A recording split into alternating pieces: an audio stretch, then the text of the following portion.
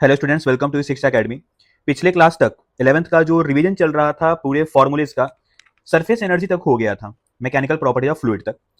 आज है thermal properties of matter. देखो, इसमें सबसे पहले तो थर्मल एक्सपेंशन आता है। थर्मल एक्सपेंशन में तीन टाइप का एक्सपेंशन मिलेगा: linear expansion, areal expansion and volume expansion. तो अगर लेंथ एल है तो टेम्परेचर के बढ़ने के साथ साथ इसका लेंथ बढ़ता रहता है, तो और इसका फॉर्मूला बन जाएगा L not one plus alpha delta T. Area का कुछ नहीं, अल्फा की जगह बीटा लगाना है, लेंथ की जगह पे एरिया लगाना है। यहाँ पे लेंथ की जगह वॉल्यूम लगाना है, अल्फा की जगह गामा लगा देना है। अल्फा बीटा गामा मिलेगा, एंड अल्फा बीटा गामा का जो रिलेशन होता है वो ये होता है: alpha equal to beta by two equal to gamma by three. Okay, चलो relation between C F K of thermometer. Thermometer एक तो डिग्री सी में हम लोग मेजर कर सकते हैं, फ़ारेनहाइट में मेजर कर सकते हैं और केल्विन मेजर कर सकते हैं। ऐसा यूनिट केल्विन होता है, लेकिन मोस्ट ऑफ द केसेस में हम लोग degree C and in medical Fahrenheit हम लोग शो करते हैं, देखते हैं।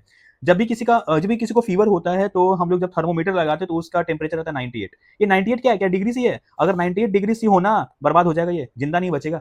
ये 98 फ़ारेनहाइट होता है, वो थर्मोमीटर में फ़ारेनहाइट शो किया जाता है। ठीक है, तो उसका रिलेशन होता है ये एक्चुअली आता कहां से? तो सी माइनस ये जो जीरो है, दैट इज आइस पॉइंट या फिर melting point upon boiling point minus melting point. इससे ये फॉर्मूला बनता है। तो 100 माइनस जीरो 100 लिख दिया था। यहाँ 373 माइनस 273 100 हो गया। यहाँ 212 माइनस 32 इक्वल टू 180 हो गया है। इसको याद रखना आप लोग। तो स्पेसिफिक हीट कैपेसिटी क्या होता है? अगर किसी ऑब्जेक्ट को हम लोगों ने हीट प्रोवाइड किया, इसका मास था m, तो क्या इसका टेम्परेचर बढ़ेगा? अब वो टेम्परेचर बढ़ेगा तो कितना टेम्परेचर हम लोग हीट कितना देंगे? जितना ज्यादा टेम्परेचर बढ़ाना है उसके हिसाब से हीट देना होगा, और जितना मास रहेगा उसके हिसाब से हीट देना होगा। दोनों को कंबाइन करोगे तो m आएगा, डेल्टा टी आएगा, प्रोपोर्शनल हटेगा, एक कांस्टेंट आएगा, इसको बोलते हैं ms डेल्टा टी। तो S equal to Q by M delta T. इसका मतलब यह है कि ये S बताता है कि आपने कितना हीट दिया है 1 ग्राम मास को 1 डिग्री सी चेंज करने के लिए, या 1 केल्विन चेंज करने के लिए। बहुत बड़ा धोखा है यहाँ पे। ये जो डेल्टा टी है, अगर डिग्री सी में रहा और मैंने बोला इसको केल्विन में लिखो, बच्चे यहाँ पे डिग्री सी का केल्विन में कन्वर्जन करते हैं। अरे गलत है ये। डेल्टा टी डिग्री सी में और डेल्टा टी केल्विन में इक्वल होता है, कोई कन्वर्जन का जरूरत नहीं है। अगर सी को डिग्री सी को केल्विन में चेंज करना हो तो समझ में आता है, लेकिन टेम्परेचर का चेंज दोनों ही इक्वल होता है, क्योंकि दोनों का ही चेंज देखो 100 आ रहा है कि नहीं आ रहा है ना, तो सेम आएगा। तो यहाँ पे पर केल्विन हो या पर डिग्री सी हो, बात बराबर है।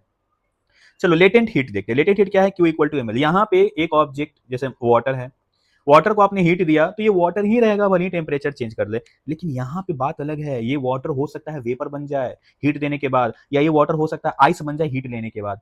ठीक है, तो क्यू बाई एम। तो एल जो होगा वो होता है लेटेंट हीट। मतलब एक ग्राम मास को कितना हीट देंगे हम लोग उसको पिघलाने के लिए या उसको वेपराइज करने के लिए। ठीक है, ये होता है लेटेंट हीट। चलो आते हैं हीट ट्रांसफर पे। हीट ट्रांसफर में तीन टाइप का हीट ट्रांसफर मिलता है: कंडक्शन, कन्वेक्शन, रेडिएशन। कंडक्शन क्या होता है? दो ऑब्जेक्ट है, एक हाई टेम्परेचर एक लो टेम्परेचर, दोनों के ही बीच में एक गुड कंडक्टर लगा दिया है, गुड कंडक्टर। तो जो गुड कंडक्टर होगा वो क्या करेगा? हाई टेम्परेचर वाले बॉडी से हीट लेगा, लो टेम्परेचर वाले बॉडी को हीट देगा। और इसका फॉर्मूला होता है के A D T by D x. किस पे डिपेंड करेगा? दोनों के टेम्परेचर चेंज पे डिपेंड करेगा, दोनों के ही डिस्टेंस पे डिपेंड करेगा, एरिया कितना कॉन्टैक्ट में है उस पर डिपेंड करेगा।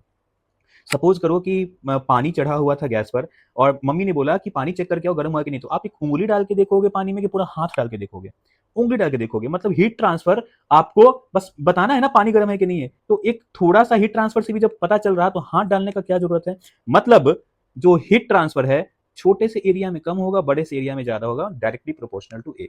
और ये के यहाँ पे आता है थर्मल कंडक्टिविटी। ओके, चलो ये कांस्टेंट होता है, हर मटेरियल का अलग अलग होगा। कन्वेक्शन देखते हैं। कन्वेक्शन में क्या है कि पार्टिकल का मूवमेंट के कारण जो हीट ट्रांसफर होता है उसको बोलते हैं कन्वेक्शन। जैसे हम लोग पानी गर्म कर रहे हैं, आपको पता होगा water is a bad conductor of heat. तो पानी तो नीचे से गर्म कर रहे हैं, ऊपर का पानी क्यों गर्म हो रहा है?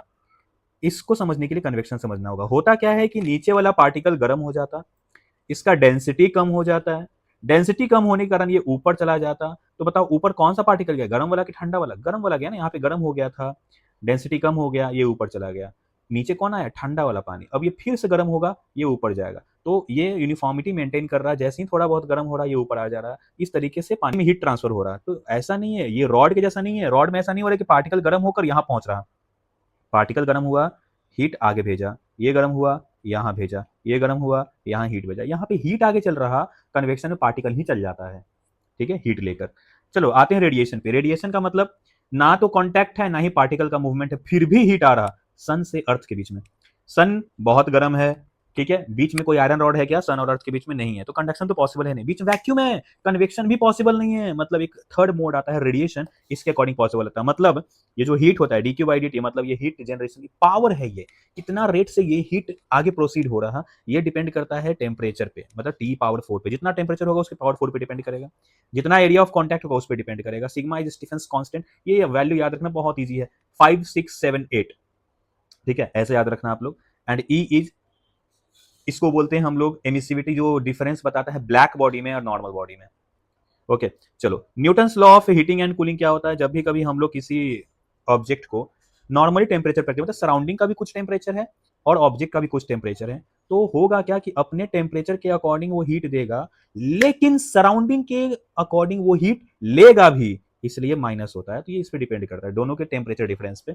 और यहाँ पे एक कांस्टेंट, ये केल्विन नहीं है और ना ही ये एक कांस्टेंट के है, ये एक अलग ही कांस्टेंट है जो बहुत सारे क्वांटिटी से मिलकर बना हुआ है। इसको गोली मारो, आप लोग बस इस पे ध्यान देना, dq by dt इस पे डिपेंड करता है। चलो आते हैं केटीएन थर्मोडायनेमिक्स पे। Ideal gas equation PV equal to NRT, pressure volume number of moles, R is gas constant and T is temperature, P by rho RT by M, PV equal to N K T. जब यहाँ पे भी किया आता है, ये क्या होता है? बोल्ट्जमैन कांस्टेंट, एंड ये होता है नंबर ऑफ मॉलिक्यूल्स, यहाँ पे एन है नंबर ऑफ मोल्स, मोल्स को मॉलिक्यूल में चेंज कर दो, आर बिकम्स के। ठीक है, एवोगाड्रो नंबर से मल्टीप्लाई होकर। अब देखो यहाँ पे एक कंटेनर है, कंटेनर में एक पार्टिकल है, पार्टिकल गैस का मॉलिक्यूल है। इसका एक फॉर्मूला होता है ये P equal to 1/3 rho V R M S का square. V R M S यहाँ से क्या बन जाएगा? 3P बाई रो, 3 ऊपर चला जाएगा, रो नीचे आ जाएगा, 3P by rho. P by rho होता है RT बाई एम, वो यहाँ पुट कर देंगे। तीन टाइप का वेलोसिटी मिलेगा, स्पीड मिलेगा। V R M S average most probable, मैंने बताया था कि राम याद रखना, R M S average most probable. 3 हो गया, 2 हो गया, 8 बाई पाई अगर याद ना हो तो दोनों का एवरेज निकाल दो, 3 और 2 का 2.5 कैलकुलेट करना, देखना कैलसी में इतना ही वैल्यू आता है। ओके, चलो देखो यहाँ पे अगर हम लोग इस वेलोसिटी के अकॉर्डिंग काइनेटिक एनर्जी लिखें हाफ एम वी स्क्वायर, तो यहाँ पे बनता है 3/2 पीवी। ठीक है, 3/2 पीवी, पीवी का मतलब एनआरटी। ठीक है, मॉलिक्यूल के टर्म में हम लोग एन लिखेंगे और आर को बना देंगे के फॉर एन मॉलिक्यूल। अगर एक मॉलिक्यूल का बात किया गया तो एन का वैल्यू 1 बन जाएगा, 3/2 केटी बनेगा, बनेगा ना? तो काइनेटिक एनर्जी 3/2 केटी। देखो यहाँ मैक्सवेल डिस्ट्रीब्यूशन कर्व है, यहाँ पे DN by DV versus speed का ग्राफ देखना है। डीएन बाई डीवी का मतलब होता है क्या? पर्टिकुलर स्पीड पे नंबर ऑफ पार्टिकल्स कितना है। तो अब ध्यान दो कि सबसे ज्यादा पार्टिकल्स यहाँ पे है ना, इस स्पीड पे, इसको बोलते हैं मोस्ट प्रोबेबल स्पीड। उसके बाद आता है एवरेज, उसके बाद आता है आरएमएस। क्यों ऐसा? यहाँ पे देखो 3 आरएमएस है सबसे ज्यादा, एमपी सबसे कम, एवरेज उन दोनों के बीच में। तो एमपी सबसे कम, आरएमएस सबसे ज्यादा, एवरेज दोनों के बीच में। तो जब भी कहीं मार्क करने में ऐसा क्वेश्चन पूछता है कि कौन सा आरएमएस, कौन सा एमपी, कौन सा एवरेज, तो आपको पता होना चाहिए। तो डिग्री ऑफ फ्रीडम देखिए, डिग्री ऑफ फ्रीडम में क्या है? Mono atomic, di atomic, tri atomic and non linear tri, या फिर इसको हम लोग पॉली एटॉमिक से भी रिप्रेजेंट कर सकते हैं। ट्रांसलेशन सबका ही 3 होगा, एक्स वाई जेड एक्सिस, और तो कोई एक्सिस होता नहीं है, तो ये ट्रांसलेशन सबका 3 होगा। रोटेशन में मोनो नहीं, क्योंकि वो एक पार्टिकल, बहुत छोटा पार्टिकल है, वो घूमेगा भी तो पता नहीं चलेगा, उसका इनर्शिया 0 होगा। डाई, डाई में 2 रोटेशन, 2 पार्टिकल, यहाँ पे ऐसा ऐसा नाचेगा, अपने को समझ में आएगा, और जेड एक्सिस में नाचेगा, समझ में आएगा। इस एक्सिस में नहीं समझ में आने वाला है, इसलिए एक नहीं होगा, ये सिर्फ यहाँ और यहाँ के लिए होगा। ठीक है, तो 2, ट्राई का भी 2 एंड इसका 3। जब दोनों को ऐड कर देंगे तो ये टोटल अपने को मिलेगा डिग्री ऑफ फ्रीडम। तो जब भी डिग्री ऑफ फ्रीडम पूछा है तो अपने को ये दोनों नहीं, ये वाला यूज करना होगा। ठीक है, 3 5 5 6। चलो, तो अगर डिग्री ऑफ फ्रीडम देखें तो इंटरनल एनर्जी कितना बन जाएगा? F/2 NRT. ठीक है, एक का एक डिग्री ऑफ फ्रीडम में कितना था? हाफ केटी ना, तो एक मोल में कितना? हाफ आरटी, और एन मोल में half NRT, and degree of freedom F रहा तो F/2 एनआरटी। बेसिक ग्राफ देखते हैं, Boyle's law, Charles law, Gay Lussac law. Boyle's law T constant temperature, Charles law pressure constant, Gay Lussac volume constant. तो जब temperature constant है तो ये straight line जाएगा ऊपर की तरफ, यहां भी स्ट्रेट लाइन, और ये होता है रेक्टेंगुलर हाइपरबोला, याद रखो इन सब चीजों को।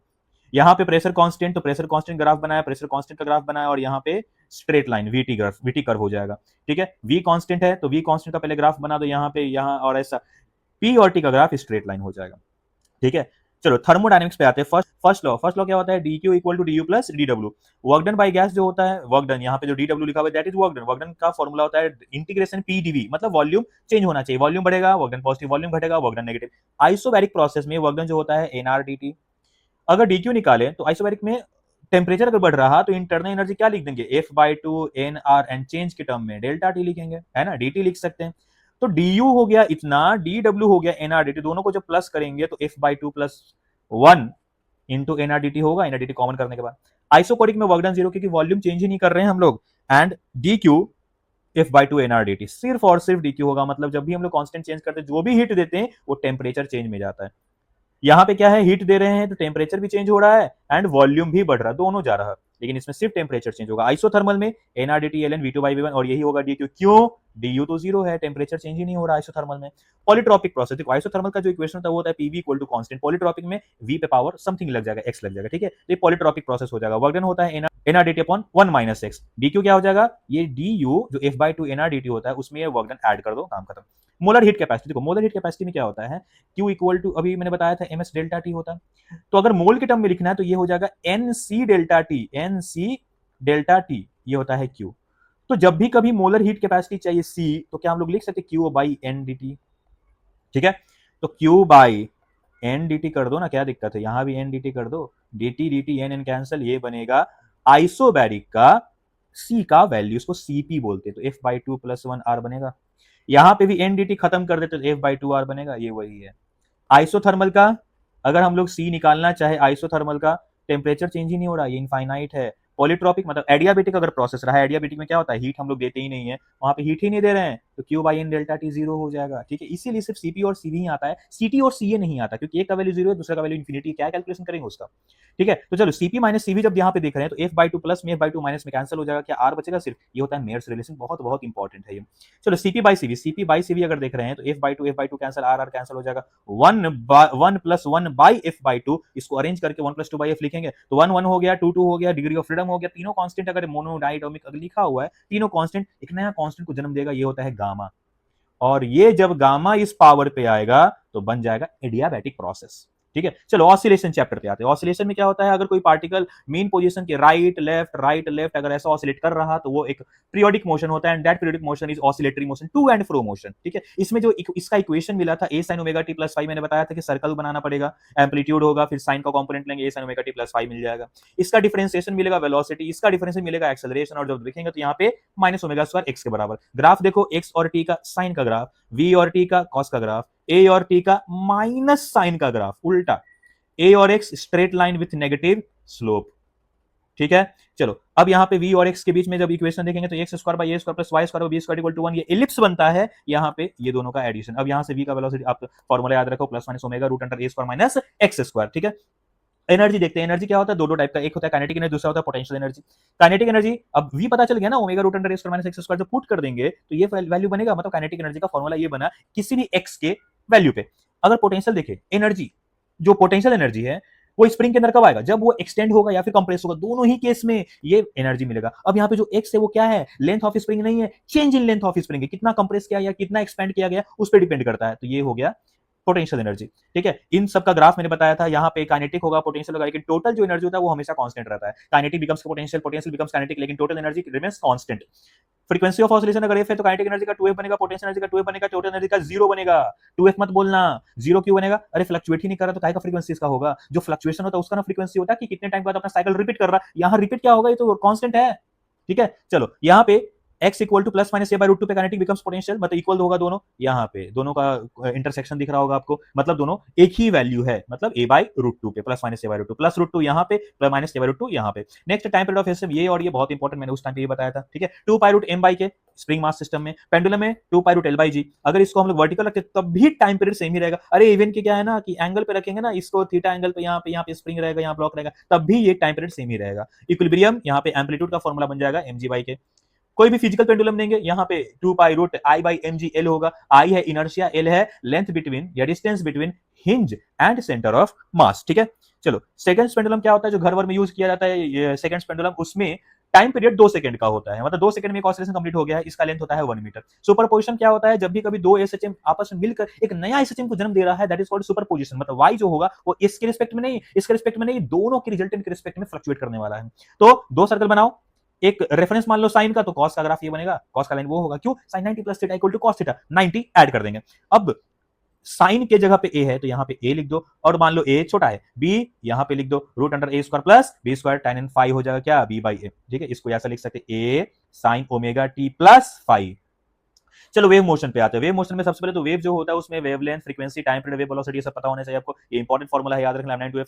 इक्वेशन ऑफ वेव, जब भी वेव बनेगा देखो y फंक्शन ऑफ t भी होगा, y फंक्शन ऑफ x भी होगा, मतलब इसका इक्वेशन में x और t दोनों आना चाहिए, तो इसलिए ओमेगा t माइनस kx बनता है। जब भी ओमेगा t और kx का साइन अपोजिट रहेगा, समझ जाए प्लस x डायरेक्शन में जा रहा और सेम रहा तो माइनस x डायरेक्शन में। स्पीड ऑफ ट्रांसवर्स वेव, जब भी कभी रस्सी में वेव जाएगा उसका वेलोसिटी का फॉर्मूला होगा रूट टी वाई, में टू इज टेंशन है, म्यू क्या है mass per unit length. Energy power and intensity, energy क्या होता है half mu lambda omega square A square, lambda by T मतलब एनर्जी अपॉन टाइम पावर बनेगा, ये हो जाएगा वेलोसिटी, म्यू बाई ए मतलब पावर अपॉन एरिया, ये बन जाएगा इंटेंसिटी, ये बन जाएगा रो रो B omega square A square. ठीक है, अब स्पीड ऑफ साउंड वेव ये होता है root under Y by rho, Y क्या है ये है यंग्स मॉडुलस बाई डेंसिटी। अगर कोई लिक्विड गैस में देखे तो ये हो जाएगा बीटा, बीटा बाई रो मतलब bulk modulus. And what is this, ये बीटा का फॉर्मूला हो गया अकॉर्डिंग टू एडियाबैटिक प्रोसेस। पहले न्यूटन ने बताया था कि आइसोथर्मल है, फिर न्यूटन फेल हो गया, फिर कौन आया था लैप्लास आया था, इसको करेक्ट किया है, इसलिए इसको बोलते हैं लैप्लास करेक्शन। और ये बताया था कि एडियाबैटिक प्रोसेस है, एडियाबैटिक प्रोसेस में गामा होता है, न्यूटन के अकॉर्डिंग पी बाई रो आया था, एडियाबैटिक में गामा पी बाई रो आएगा, एंड इसके अकॉर्डिंग वैल्यू करेक्ट बैठा था। चलो इंटरफेरेंस देखते हैं, जब भी दो वेव एक दूसरे में इंटरफेयर करेगा तो इंटरफेरेंस होगा। A net A one square A two square two A one two cos five, I net I one I two two I one I two cos five. अगर डेल्टा फाई 2n पाई है constructive interference, delta phi 2n plus 1 pi by 2 है वो destructive interference बनाएगा। कंस्ट्रक्टिव में I net होगा root I one plus root I two का whole square, and destructive में root I one minus root I two का होल स्क्वायर। अगर आई वन आई टू बराबर है तो 4i 0 एंड ये वैल्यू बनेगा। ठीक है, रट जाओ इन सब चीज को। स्टैंडिंग वेव, दो वेव आया, एक वेव गया दीवार से टकराया वापस आया, दोनों मिल गया, स्टैंडिंग वेव बनाएगा। जब भी कभी ऐसा चार इक्वेशन मिल जाए, कोई भी एक चार इक्वेशन मिल जाए, समझ आ रहा है वो स्टैंडिंग वेव है। ठीक है, अब देखो कभी भी cos के x, अभी इस इक्वेशन को उठाते हैं हम लोग, cos के x 0 है तो नोड बनाएगा क्योंकि उसका डिस्प्लेसमेंट ही नहीं है, एंड ये प्लस माइनस 1 है तो वो एंटी नोड होगा क्योंकि उसका डिस्प्लेसमेंट मैक्सिमम है, तो मैक्सिमम डिस्प्लेसमेंट पे एंटी नोड, मिनिमम 0 पे नोड। जब भी कभी दो लूप रहेगा, जैसे इसको कंप्लीट करते तो क्या दो लूप बन रहा, दो लूप बन रहा ना, अगर दो लूप है तो लैम्डा होगा। तो अब चलो यहाँ पे ऐसा देखो, यह लैम्डा है, अगर ये दो लूप बन गए तो ये टू लूप हो गया, टू लूप में लैम्डा, एक लूप में लैम्डा बाई टू, आधा लूप में लैम्डा बाई फोर। ये है स्ट्रिंग मिनिमम फ्रीक्वेंसी, ये पॉसिबल, मिनिमम कंडीशन ये पॉसिबल है। उसमें जब हम लोग v by 12 v by lambda लगाएंगे तो लैम्डा को क्या हम लोग 12 लिख सकते हैं क्योंकि l equal to lambda by 2 है, क्योंकि यहाँ पे एक लूप बन रहा है और एक लूप लैम्डा बाई 2 है, तो यहाँ v बाई 12 फंडामेंटल फ्रीक्वेंसी। उसके बाद दो लूप, दो लूप में क्या हो जाएगा लैम्डा के बराबर, क्योंकि यहाँ पे दो लूप क्या है लैम्डा के बराबर है, लैम्डा होगा v by lambda v by l 2f double हो गया, इसको सेकंड हार्मोनिक बोलेंगे, फर्स्ट ओवरटोन बोलेंगे। n लूप के लिए nf nth harmonic n minus 1 overtone. ठीक है, चलो यहाँ पे ऑर्गन पाइप है, open organ pipe, close organ pipe. Open organ pipe में दोनों तरफ से ओपन रहेगा, क्लोज ऑर्गन पाइप में एक ओपन एक क्लोज रहेगा। आधा लूप लैम्डा बाई 4 ये हो जाएगा lambda by 2 v by lambda v by 12 fundamental frequency. अगर हम लोगों ने यहाँ पे एक स्टेप आगे देखा तो यहाँ पे आधा लूप एक loop, lambda by 2 lambda by 4 lambda by 5 total is lambda, add करो तीनों को लैम्डा आ जाएगा, मतलब यहाँ पे लैम्डा को एल पुट करेंगे, ये ऊपर वाले का डबल है सेकंड फ्रीक्वेंसी मतलब second harmonic and first overtone. ऐसा ही यहाँ पे ये होगा। क्लोज लूप में पंगा है, क्लोज लूप में क्या होगा v बाई लैम्डा, अब यहाँ पे लैम्डा बाई 4 है ना, तो lambda equal to 4l put कर सकते हैं, यहाँ पे फंडामेंटल ये हो गया। लेकिन जब ये मछली बनाएंगे हम लोग एक लूप कंप्लीट करते हुए, तो यहाँ पे देखो lambda by 2 plus lambda by 4 3 lambda by 4 है, 3 लैम्डा बाई 4 पुट कर यहाँ पे 4l बाई 3, मतलब डायरेक्ट थर्ड हार्मोनिक पॉसिबल है, सेकंड नहीं है, फोर्थ नहीं होगा, सिक्स्थ नहीं होगा, एट्थ नहीं होगा, ऐसा ऐसा नहीं होगा। तो first overtone third harmonic. Beat frequency क्या होता है, जब भी दो वेव अलग अलग फ्रीक्वेंसी का मैच करता है, यहाँ पे एक जगह मिलता है तो बीट फ्रीक्वेंसी बनता है, एंड उसका फॉर्मूला होता है f1 माइनस f2। चलो तो यहाँ पे ये पूरा 11th का जितना भी फॉर्मूला बेस्ड था वो सब कंप्लीट हो चुका है। एटलीस्ट फॉर्मूला बेस्ड इसको अगर आप देख लो तो फॉर्मूला बेस्ड एटलीस्ट बन जाना चाहिए आप लोगों से, ठीक है, वो नहीं छूटना चाहिए। ठीक है, तो मैं कोशिश करूंगा कल 12th का सारा एक साथ हर एक चैप्टर का फॉर्मूला डालने का, आप लोग इस वीडियो को ध्यान से देखकर अच्छे से कवर कर लो। ओके।